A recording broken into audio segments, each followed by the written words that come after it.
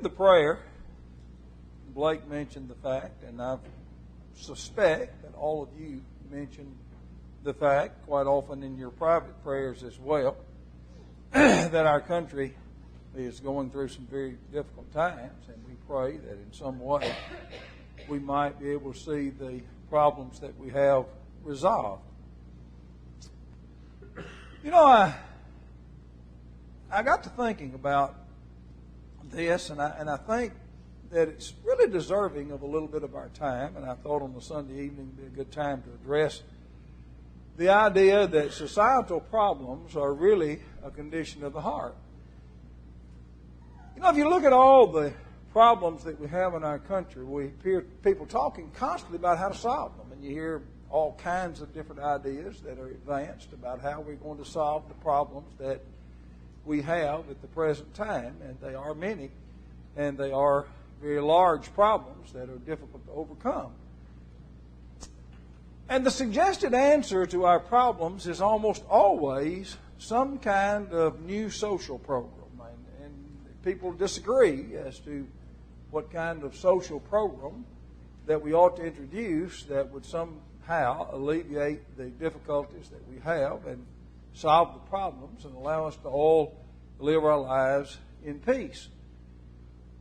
Well, there's a commercial that's on television, and Franklin Graham has the commercial, and it really is kind of a public service type announcement in which he said that we cannot solve the problem without recognizing what the problem is. And he suggests in the commercial that the problem is not a societal problem. The problem is, in fact, a condition of the heart. That we've got to learn that until we really understand what the problem is, we can't solve it. You have that difficulty in medicine where sometimes the doctor may misdiagnose something and be treating you and then suddenly discover that what he or she has been treating you for is not actually your problem. That you had symptoms that were similar to other difficulties and they're treating something that really is not the problem. And so therefore the problem just persists. And that's what he's suggesting in the commercial that he has, that until we stop trying to just do it by some type of legislation and realize that it's a deeper-seated problem than that, then probably it will continue. And I suspect that he probably is right. And I agree with that conclusion. I'm going to talk about two very simple things this evening. Two very, very simple things. And yet I think they're things that we as Christians need to sometimes just stop and consider. You know, people in our country today have a fundamental misunderstanding of who they are. They don't really know who they are. Most of the people that you meet in today's world don't know who they are. Now, you may wonder what I mean by that. What I mean by that is this. Our children, from the time that they enter into the school system until the time that they graduate either from high school or from college or from some type of advanced higher degree, are being taught consistently, unless they happen to be going to a school that is based on faith, a faith-based institution. But if they go into any other institution, any public institution, any private institution that's not a faith-based institution, and even if it is a faith-based institution, sometimes the same thing is still being taught. Our children are being taught that they are not created in the image of God. And not only that, they are being taught that they, in fact, exist because they began as a one-celled plant that somehow managed to change itself through what is called the theory or hypothesis of general evolution to the point that we have reached the development that we now see in human beings. And so, in effect, they're saying that you're evolved from an animal, that you're not created in the image of God, and that there's no difference between you and a chimpanzee, a dog, a cat, a mouse, a rat, a monkey, a fish, a turtle, a bird, that we're all one and the same, and there's no real fundamental difference between us that separates us and makes us different. And therefore, it creates a number of problems. We read often, and we talk about often, as members of the body of Christ and believers in the Bible as the inspired Word of God, that when God created the heavens and the earth, that He said, "Let us make man in our image, after our likeness, and let them have dominion over the fish of the sea, over the fowl of the air, over the cattle, and over all the earth, and over every creeping thing that creepeth upon the earth." Now, if that doesn't separate man from the animal creation, I really don't know what does. So God created man in His own image. In the image of God created He him. Male and female created them. But if you keep teaching people over and over and over again that they were not created in the image of God, that they are simply a highly developed animal and that's all they are, then you have a problem. Now, our children are smart enough to know that if, in fact, we are simply animals. That's what we are. We're just animals. We're not created in the image of God. We're just an animal, though highly developed. That all of a sudden there's no basis for a moral code to govern. I mean, our children know that. I mean, after all, just look out at the animal creation and see if you see or you observe any type of moral code there. If you look into the animal creation, do you see any moral code? Do you see that cows, goats, horses, dogs, they have any moral code that governs them? Any sense of right and wrong? Now, they may be trained by man that if certain things happen, you're going to get punished, and they kind of understand that. And certain things happen, you get rewarded. They understand that. But as far as the basis for the right and wrong, they don't have any idea. Because they're not created in the image of God. And so when we see people who are taught consistently that they are not created in the image of God, that they are simply highly developed animals, and they misbehave themselves, it's not a big surprise. Because after all, there's nothing to produce any allegiance to a moral code to govern their behavior. In thinking about this situation, there is something that used to be pretty prevalent in biology books. And haven't been to school in a long time. Don't know if it's still there. But it used to be described as sometimes would be the idea of the survival of the fittest. Some people call that the law of the jungle. Law of the jungle is whoever's the strongest dictates and does what they please. And now, if you think about it, last week there was a situation that developed. I heard a talk show host talking about it. And it was a little humorous, but at the same time it illustrated a great point. A fellow went to a mall during one of the looting sprees, and he stole a television set. And he was leaving the mall. He was running down the mall carrying his television set.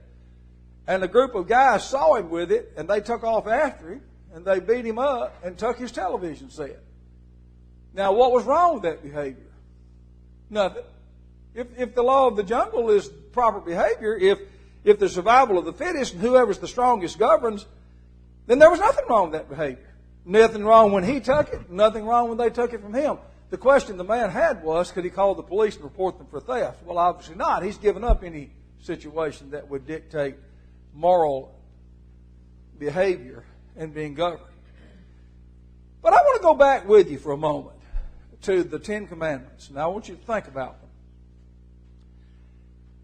I realize that beginning in verse 12 through verse 17, we'll read that first.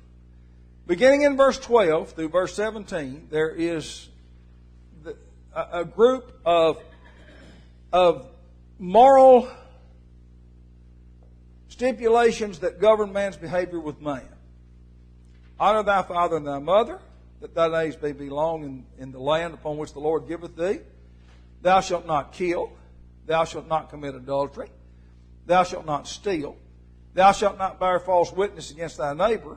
Thou shalt not covet thy neighbor's house. Thou shalt not covet thy neighbor's wife, nor his manservant, nor his maidservant, nor his ox, nor his ass, nor anything that is thy neighbor's. Now, those are the requirements that have to do with how we treat each other as human beings.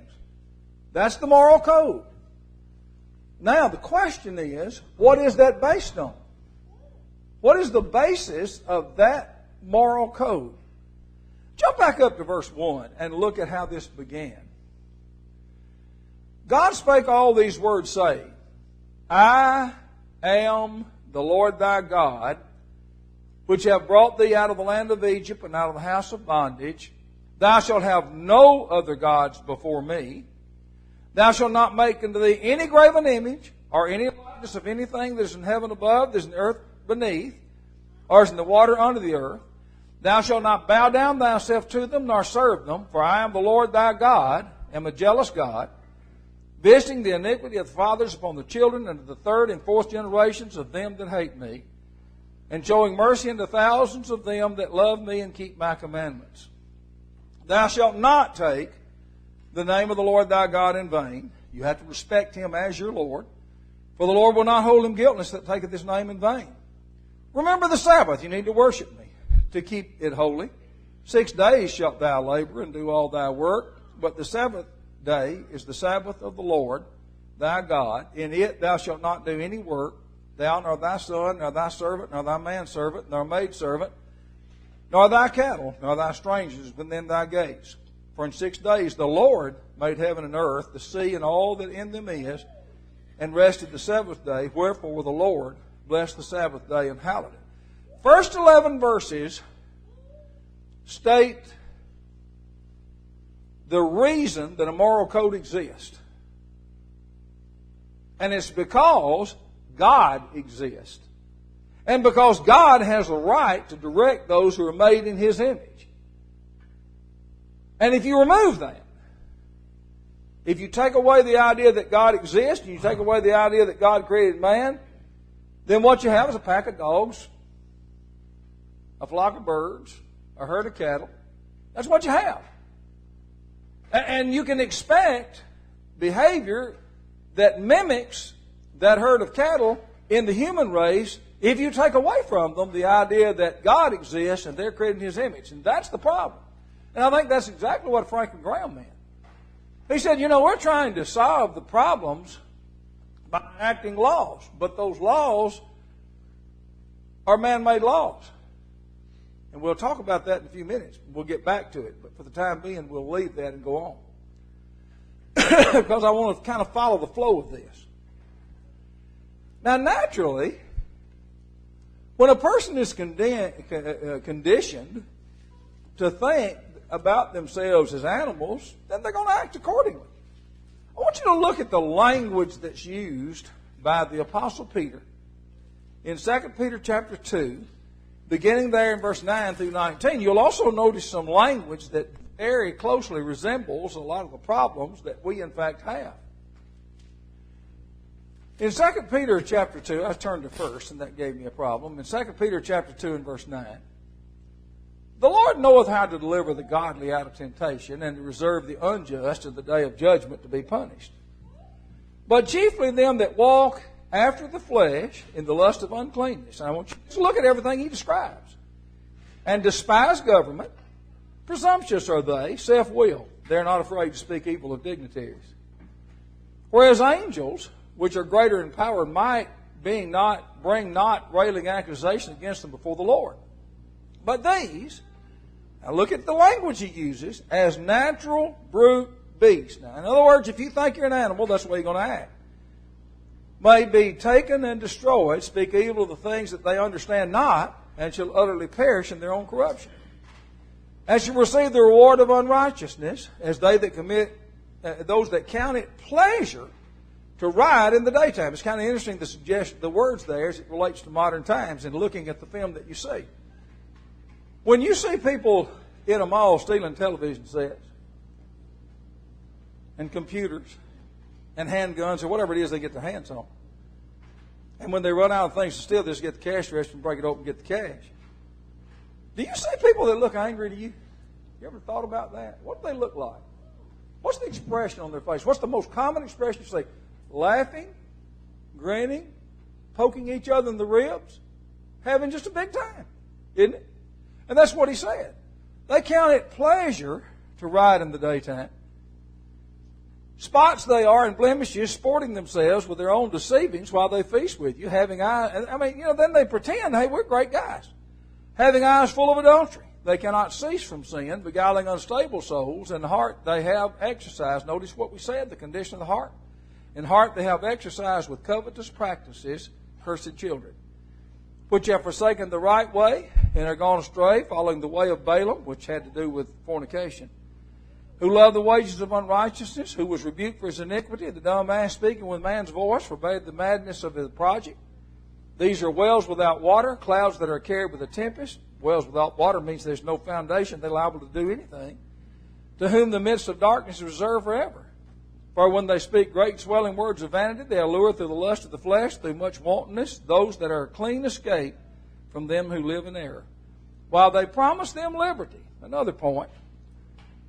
You can see that if you look at the picture up in Washington where they've declared this autonomous zone and everybody's free to do as they please except the fact there's guys walking around with rifles on their shoulders telling you what to do, and that kind of takes away from that a little bit. He says they promise you liberty,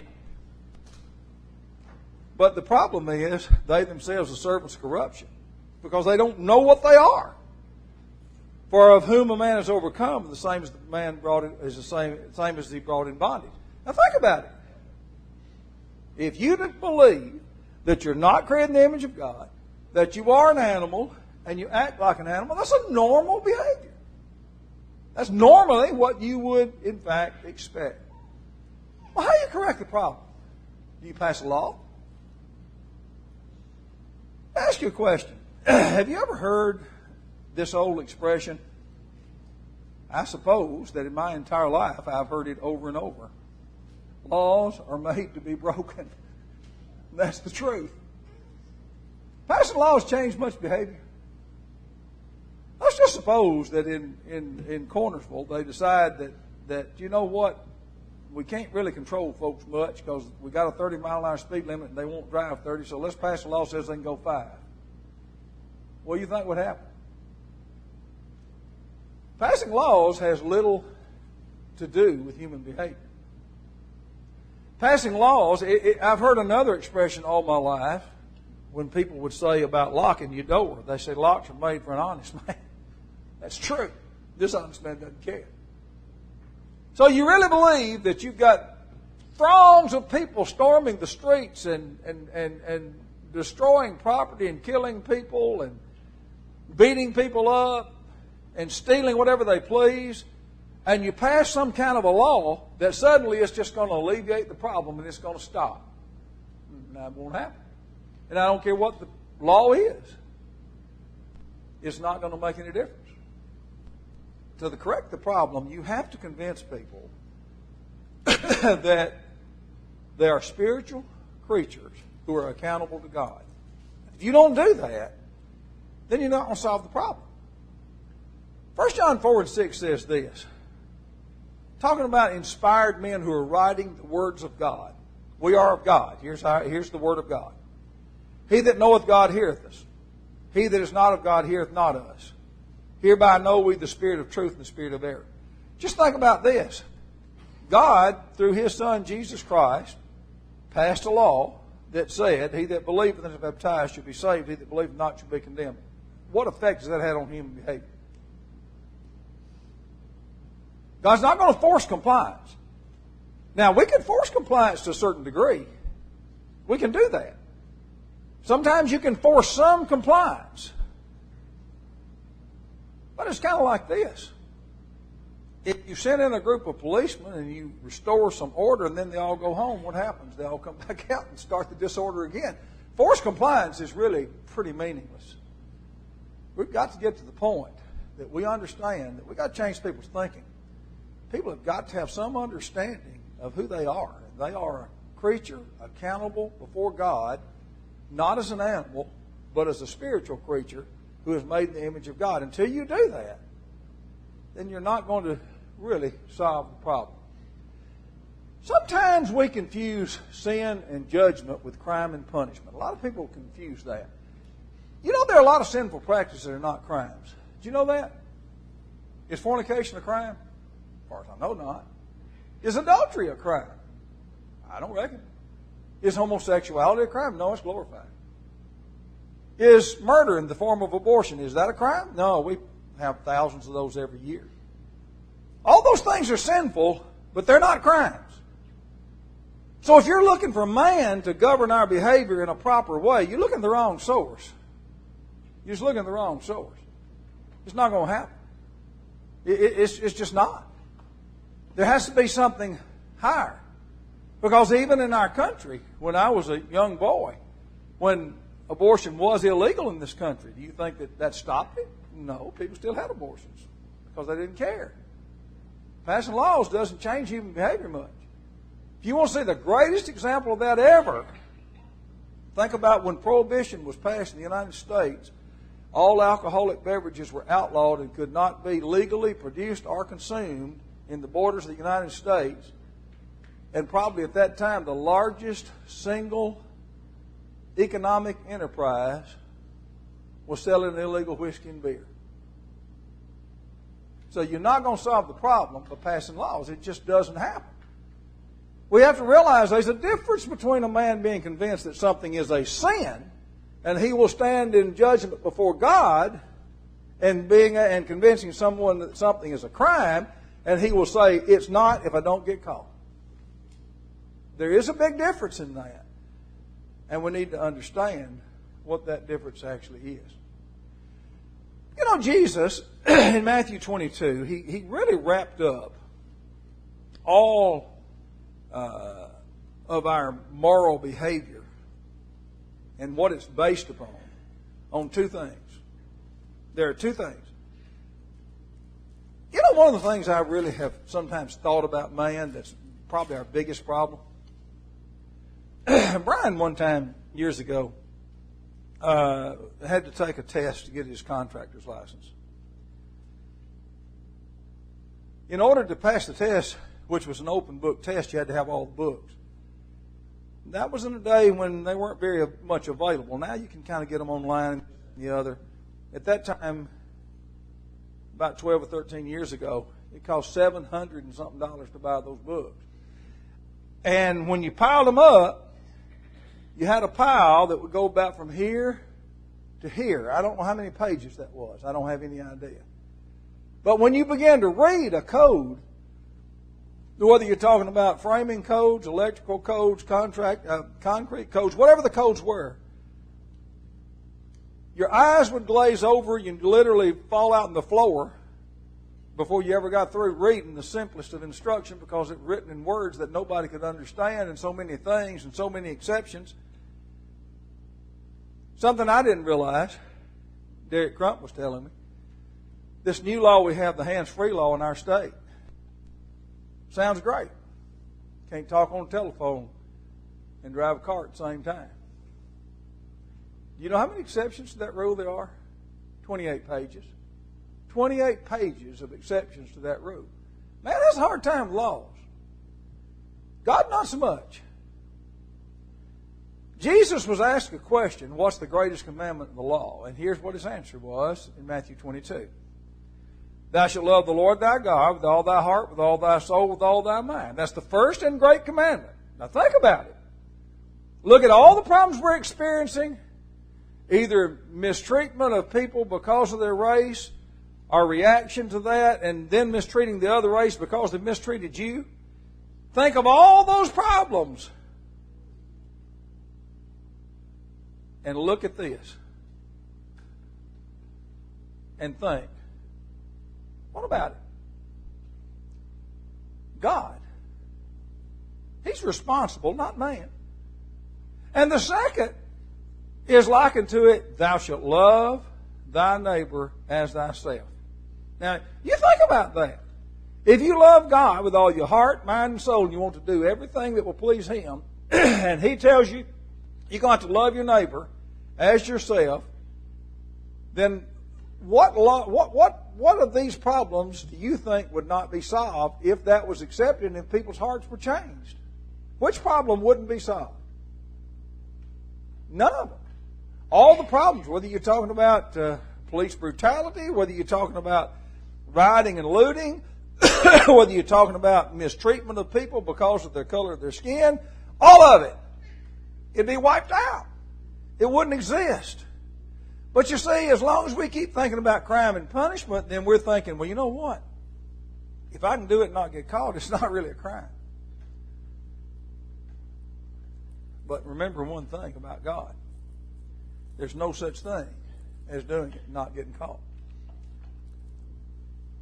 And you are responsible to Him. And if you love Him, you're not going to want to do those things anyway. So you just think about this point. Well, who is your neighbor? When you're told to love your neighbor as yourself. Jesus must have foreseen that. Have you ever thought about this? The one thing that happens with crime and punishment is this. We're always looking for a loophole.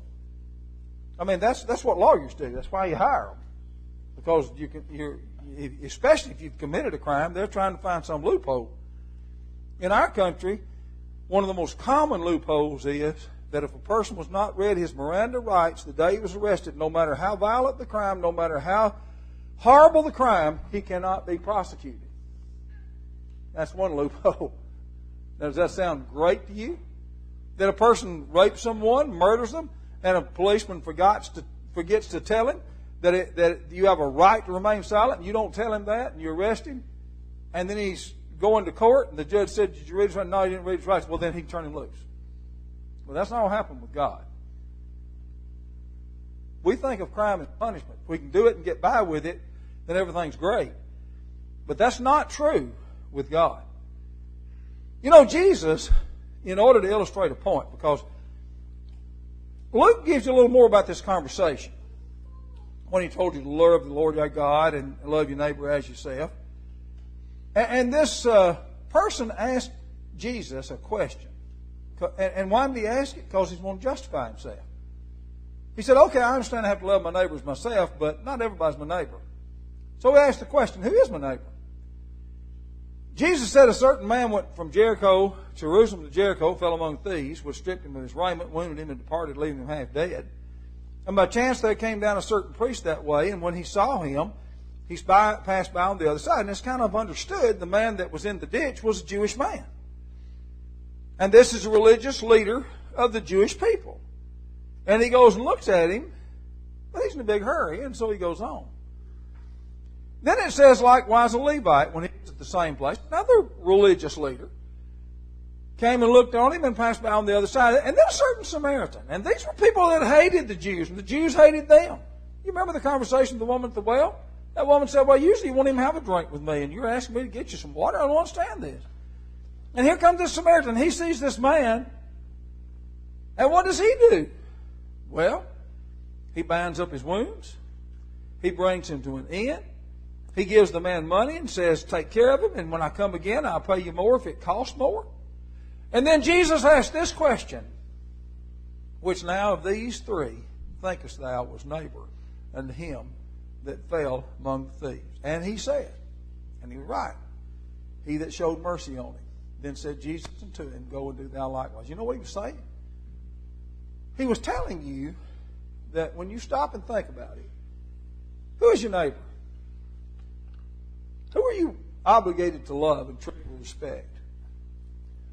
Well, Acts 17 makes a statement, and the statement is very clear, and it says something that certainly we all should know, that God hath made of one blood all nations of men for to dwell on the face of the earth. Now think about that. Now, I know you're not related to a monkey and you're not related to a dog, because I don't believe in the theory of evolution. I don't believe it's true, and I don't believe there's any evidence to support it. I think the evidence will, in fact, tear it down when you get to looking at it very closely, especially with DNA. But one thing I do know, if Adam and Eve were a common couple, and then you narrowed it down to 8 at the time of Noah, every person on this earth is related to each other. That I know for a fact. I don't care what color they are. I don't care what race they are. I don't care about any of those things. The fact is that every person is related to us. Now, if we understood that, and we understood that that is a moral obligation, not just a legal obligation. It's not we're trying to pass laws and make people be treated with respect, because that never works. But we understand that morally we have an obligation. In James 2, he said, if you fulfill the royal law according to the Scripture, what is it? Thou shalt love thy neighbor as thyself. You do well. But if ye have respect to persons, you commit sin, and are convinced that the law is transgressors. Now stop and think. People need to realize that. It's interesting to me that everybody's always trying to point to the other side.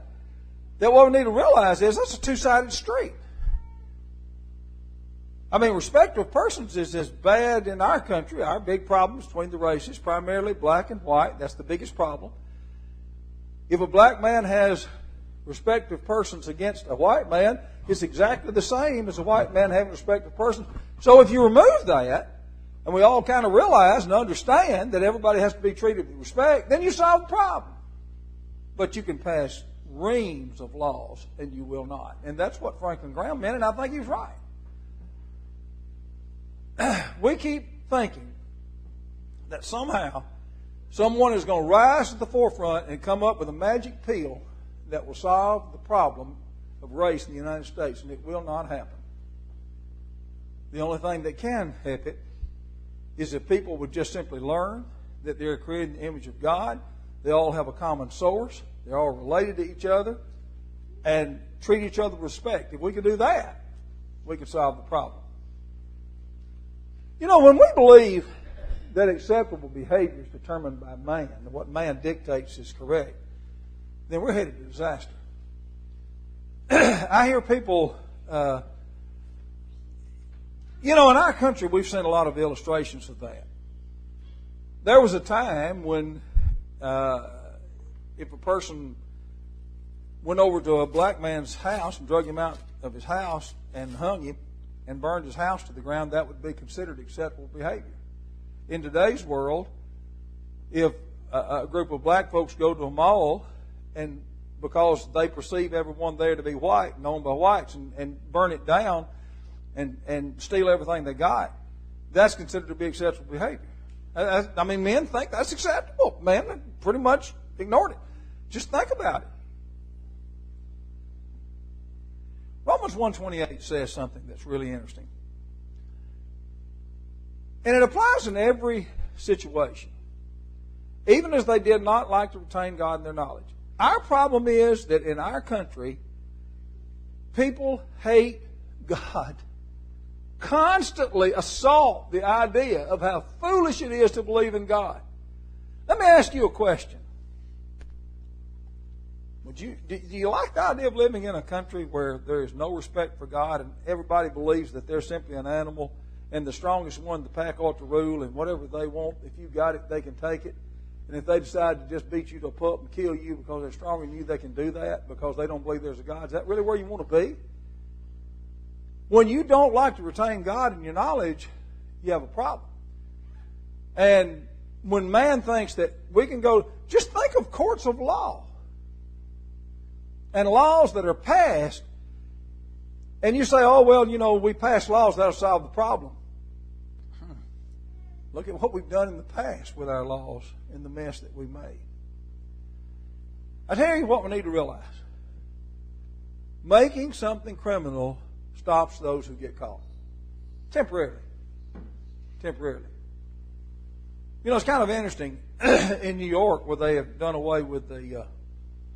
you don't have to post any bond. If you're arrested now, even for a violent crime, you don't post a bond if you are of a race that's been discriminated against as they perceive it.